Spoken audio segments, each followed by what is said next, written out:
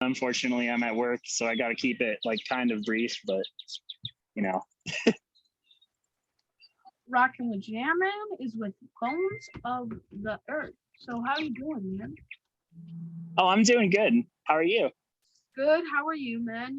Just chilling. Yeah, Normal just 9-year-old chilling. just having a normal 9-year-old life. The same old.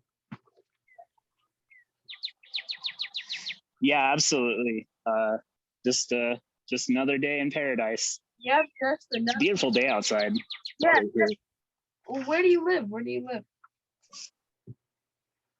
Oh, I live in Springdale, Arkansas, but the band is from Fayetteville, Arkansas.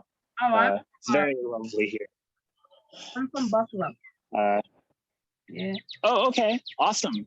I still have not been to Buffalo, but I imagine it's a really cool spot.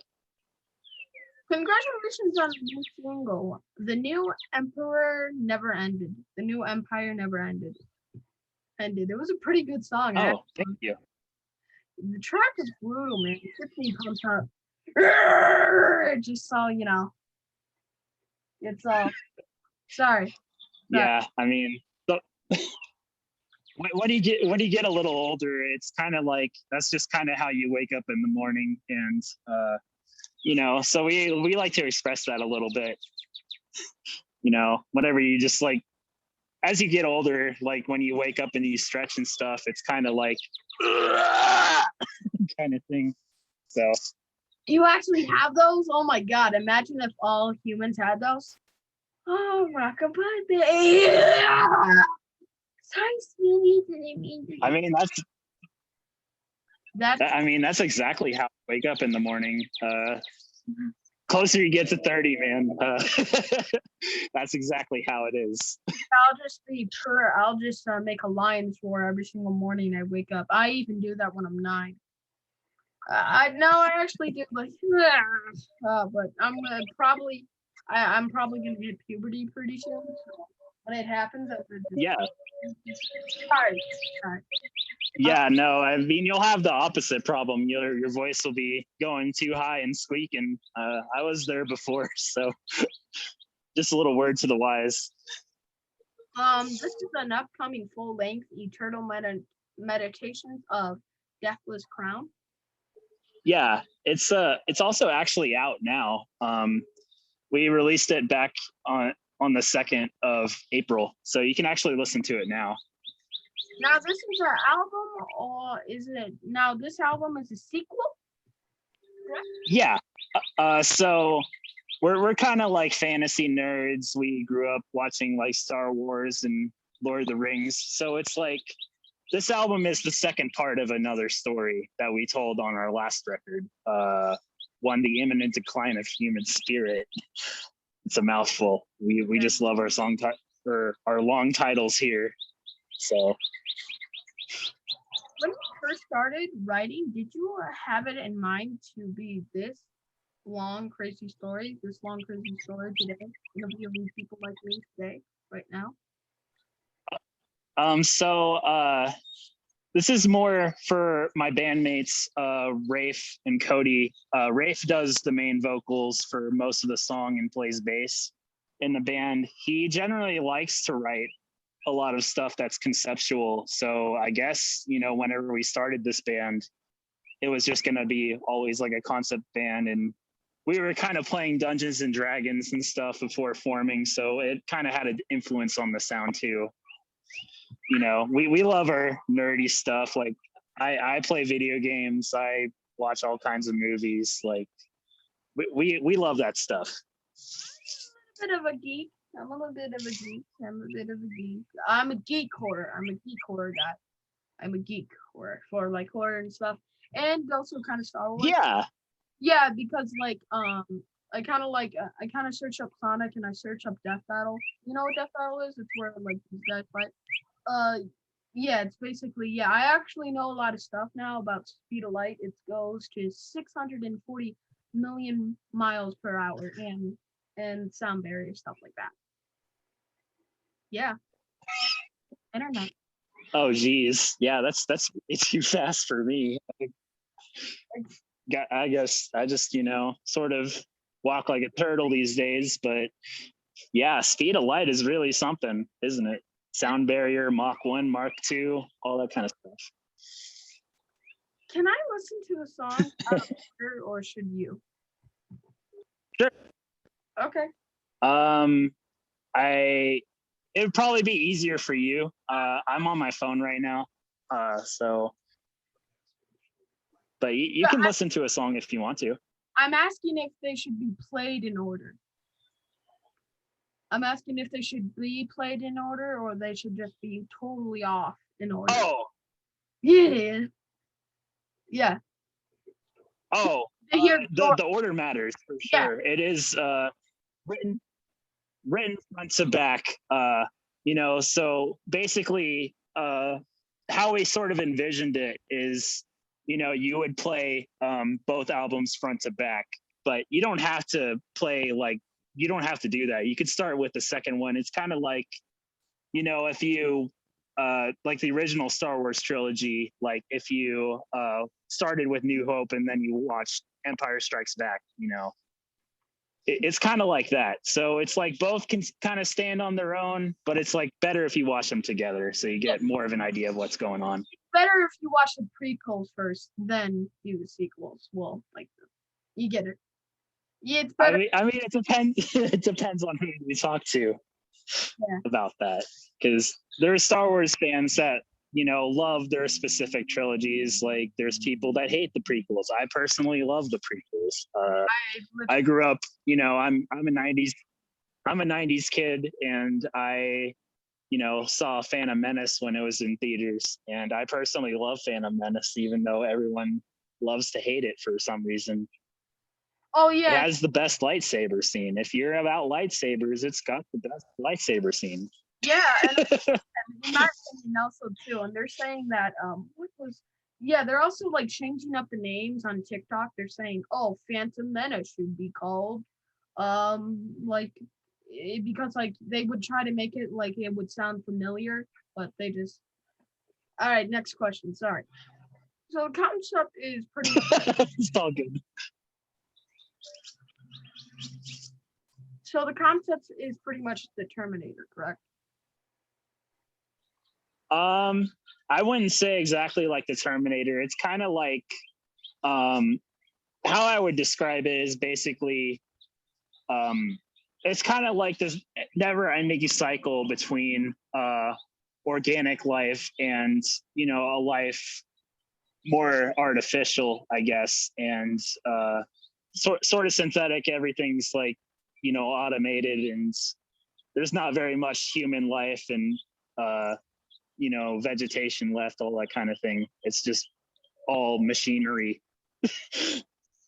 Which is so I guess we kind of take also like some story beats probably from like Lord of the Rings and stuff. It's sort of like in the first album, the protagonist kind of just like digs out a crown out of the ground, and it starts giving him all kinds of ideas and stuff about building a new world, one that's better kind of situation. And it sort of leads him to do all this crazy stuff, like like all this weird stuff starts happening, like towers of machines sort of like come out of the ground and all this kind of stuff. I know it's really wacky, but but the best part is like you don't even have to pay attention to that stuff if you don't want to. It's just there for the people that want it. Why didn't Improbable have any singing? Inappropriate. Oh, inoperable? Yeah. So every so often, it's kind of like, so generally when we write these kinds of records, we like to perform them front to back. And so inoperable is sort of like our break kind of song. And we also like to sort of convey a story through instrumentals.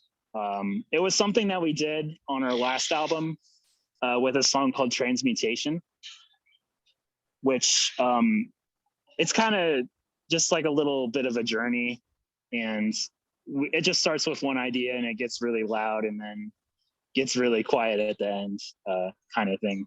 So that's why it's instrumental, and mainly so we can sort of have a break, because the first 3 songs are really intense on the album. You have to be pretty. You have to be pretty excited for this coming out. You have to be, definitely. Yeah, I was so ready for this album to be released. You know, I was originally, wanting to put it out like immediately and being like, people have to hear this. It's like, it's stuff that we're really proud of, and it's our best record as of yet, in my opinion. So, it's got all these crazy ideas. The songs are wild and they go all kinds of places, and generally, we're all very proud of what we achieved for the record.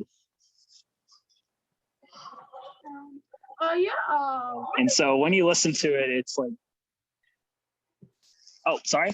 What is it like making music during the pandemic? Oh, yeah. So we're fortunate. Well, I don't know if like fortunately is a thing, but we're not a very big band. We don't really make music for like a living or anything. So it's like we all have jobs. We all have things on the side besides this band, but we do this band because we love it, and we love the kind of music that we all create together. So fortunately, we did have a tour booked that we had to cancel because of COVID, and a couple of shows that we couldn't play because of COVID. But generally, it just made us double down and track the album instead of doing tour and stuff like that. We did the album and stuff ourselves, so we were able to just buckle down and get it done, basically finish the record and finish writing it and record it. How are you adapting to release the music without being able to tour to back it up? Is it hard, or do you like it? Oh, I'm sorry. Could you repeat that one more time? How are you adapting to releasing music without being able to tour to back it up? Oh, yeah, it's kind of interesting putting out new music while we can't play shows or anything like that. But it's kind of just like people always want new music to hear, and we've been waiting a long time to try to get this album out. We recorded it last year, and we're very excited it's finally out for people to hear. But we would love to play shows, and as soon as it's safe to, we will definitely play shows and tour and stuff like that. But we're just sort of waiting it out. I'm personally vaccinated with both vaccines, both shots, so I am all good for whenever that happens. It's just sort of like waiting for everyone else to catch up. What is the lockdown like where you are? Where you are? Are you fully opened, or are you still in lockdown? Oh, we're still open. It's just kind of like you just take a mask and stuff wherever you go. But we never fully locked down, even at the beginning of the pandemic. It was kind of crazy, honestly. We were like one of 5 states that didn't shut down. I think like some of the others might have been like Mississippi and Texas and stuff like that. Because we're out in the Midwest, for whatever reason, they just didn't feel like shutting down. Like Chicago, Illinois, in particular, handled it really well. I remember at the beginning of the year. They had like the least amount of infections because they kept everybody at home. Is it crazy how each state lets you do your own thing?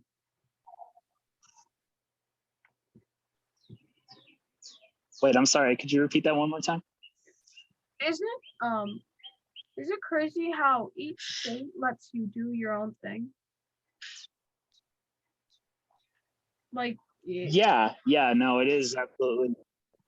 I kind of wish that it was just sort of more, sort of like uniform across each state and everything, but each state has their own laws and their own kind of ways to handle things. But I kind of wish it wasn't that way and everything was just kind of just like by the book for everywhere. But, you know, I guess things have to be different for different situations. are you playing? Are you playing any shows this year, or are you just gonna not do any shows? We're waiting it out. Whenever it's safe to do shows, we'll do shows. We are, as of this week, actually, gonna start playing the album front to back, album 2, and I'm really excited to start working on that and have a set to play again because we haven't really had a set for over a year now, Do you think? and it's just kind of a wild thing to think about. Do you think fans will appreciate concerts more when they start back up again? Oh yeah. Concerts are the best way to see live music, in my opinion, or just music in general. Like I love albums to death. Like there are so many albums that I love, but I would go see a band live any day of the week, especially if they play the album that I really like front to back. There's some bands that do that, and I think it's always a great thing when they do. It will be hard to social distance during the metal show because there's definitely gonna be a mosh pit maybe during the metal show if let's hope Oh nobody yeah, no, for sure. let's hope nobody punches somebody and then gets a knife out. Let's hope that doesn't happen. Ooh. Oh yeah, you definitely don't want to see a knife at the mosh pit. That's that's not really a great thing. Let's hope we don't see somebody finally using their force powers and let's hope we don't see somebody jumping in the air. Wow! Yeah, no, you don't want to see that, especially with a knife and all that. Generally, shows are a lot safer than that. If you ever, if you haven't been to a metal show or anything like that, they're not like that. They're not. Most of the time, they're not violent. It depends on who you see, I guess. I've heard some crazy stories. I'm just playing around with you. I hope you know that. Oh yeah, no, absolutely. I mean, I was just saying for anybody who, hasn't been to a metal show before, they're not like violent or anything like that. But again, it depends on who you see because there's some bands that have an audience that are violent, and I'm always a little skeptical of those. Yeah, you got to be a little skeptical at least, you got to be a little. Well, what is your favorite memory? What? Yeah. I didn't get that. Oh, I'm sorry. Oh, I'm sorry. Oh, I didn't say anything. Sorry. We're just saying. Oh, there's a little bit of a. Yeah, sorry. We just keep saying sorry to each other, man. What's your favorite memory? Sorry. Sorry, man. I'm sorry. No, I'm sorry. Favorite memory. Favorite memory from playing a show. I'm sorry, man. Oh, there have been several really good memories. Particularly last year, we have a pretty decent sized venue here in Fayetteville called George's, and it's got 2 different stages. You have like a smaller stage at the front of the bar, and then there's like a back room where there's a bigger stage, which is like, if you're going to see like a bigger band like the Sword or something like that, which I got to see the Sword at George's, and that was just incredible. I got to play that stage last year, playing a couple of shows back there, and that was just incredible to finally be on that stage in the city that we're at, basically in the best stage in the city. So that's a really good memory, but there are really just too many of all kinds of wild times, and I just can't wait to make more. more of them. What is your worst? What is your worst memory? Worst memory. There's been a lot of those too. The life of a touring band isn't as glamorous as you would make it out to be, especially at a smaller level like we are. Lots of sleeping in the van at parking lots and stuff, and it's just like super cold outside.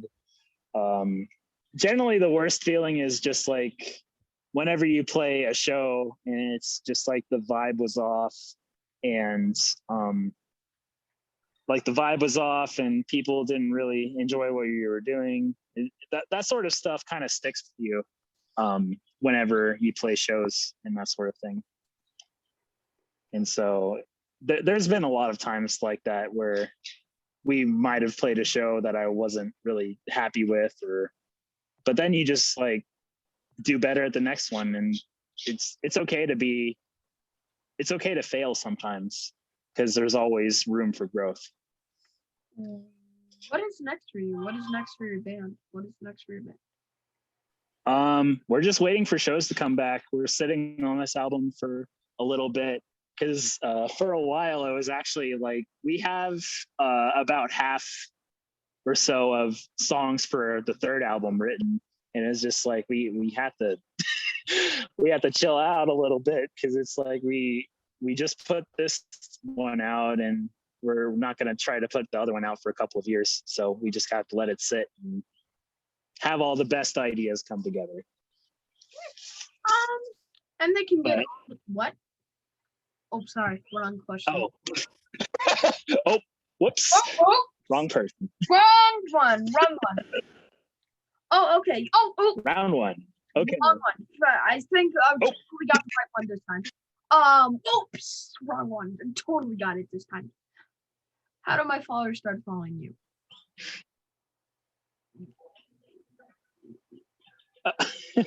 Wait, I'm sorry. Oh, how can they follow us? Yes.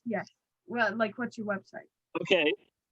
Oh yeah. So we don't have a website currently, but we're on Facebook and Instagram, and we communicate all the time on those platforms. Those are our best platforms if you ever want to get in touch with us or that sort of thing. We're all, we all love talking to people about the music, and if they have any issues with the store or anything. We also have a Bandcamp, most importantly, if you want to support us. We have merch, we have our albums up there, and that's at bonesoftheearth.bandcamp.com. So if you want to, we have our albums on CD and tape and digital, no vinyl as of yet, but we are interested in having vinyl at a later date whenever we can make that happen. Because I know there's people out there that love vinyl. Yes, of course, yeah. A lot of people love vinyl now. Yeah, but on Facebook we're Bones of the Earth. The URL is Bones of the Earth Band, and for Instagram it's also Bones of the Earth Band, but for the Bandcamp it's just Bones of the Earth. And they can get all the new music there, and they can find about your shows and stuff as well. Correct? Yeah, absolutely. Whenever we have shows, we post about it on Facebook and Instagram, and they'll also show up on Bandcamp too whenever shows are a thing again.